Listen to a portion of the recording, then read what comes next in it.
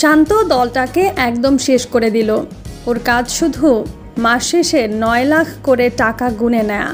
বিশ্বকাপের আগেই শান্তকে বহিষ্কার করা উচিত। শান্ত আর যাই হোক ক্যাপ্টেন হবার যোগ্য না।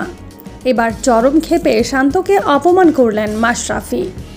শ্রীলঙ্কার পর যুক্তরাষ্ট্র, ৩টি সিরিজের ২টিতেই হেরেছে বাংলাদেশ দল। দলের ক্রিকেটারদের অবস্থা দেখলে মনে হয় ক্রিকেট তারা নতুন খেলছে। ক্যাপ্টেন শান্তর কথা তো বলে লাভ নেই। পাওয়ার প্লেতে ৬ ওভারে ৬ জন বোলারকে ব্যবহার করেন এই শান্ত। যুক্তরাষ্ট্রের বিপক্ষে এমন ম্যাচ হারের সবচেয়ে বড় দায় শান্তর, এমনটাই বলছেন মাশরাফি। লাইভে এসে মাশরাফি বলেন, শান্তর মতো বাজে ক্যাপ্টেন বাংলাদেশ ক্রিকেটে আর একটাও আসেনি। ও নিজেই তো খেলা বোঝে না, ও আবার কিসের ক্যাপ্টেন?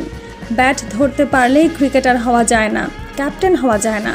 হাতুড়ু কি দেখে তাকে ক্যাপ্টেন করলো আর মাস শেষে কি দেখে তাকে ৯ লাখ করে বেতন দিচ্ছে আমি বুঝতে পারছি না। শান্ত দলটাকে একেবারে শেষ করে দিল। তার দায়িত্ব পাওয়ার আগে টি-20তে বাংলাদেশ অনেক ভালো খেলতো। অযোগ্য ব্যক্তিকে দায়িত্ব দিলে সবার আগে সে যোগ্য ব্যক্তিকে দূরে সরান। শান্ত সেটাই প্রমাণ করলেন। আমার মতে শান্তকে বহিষ্কার করে রিয়াদ কিংবা সাকিবকে আবার ক্যাপ্টেন করা হোক বিশ্বকাপের আগে। তাহলে অন্তত বিশ্বকাপের লজ্জার হাত থেকে বাঁচবে বাংলাদেশ। রীতিমতো শান্তকে ধুয়ে দিলেন মাশরাফি। প্রিয় দর্শক, মাশরাফির সাথে আপনিও কি একমত? শান্তর বহিষ্কার কে কে চান কমেন্ট করে জানিয়ে দিন।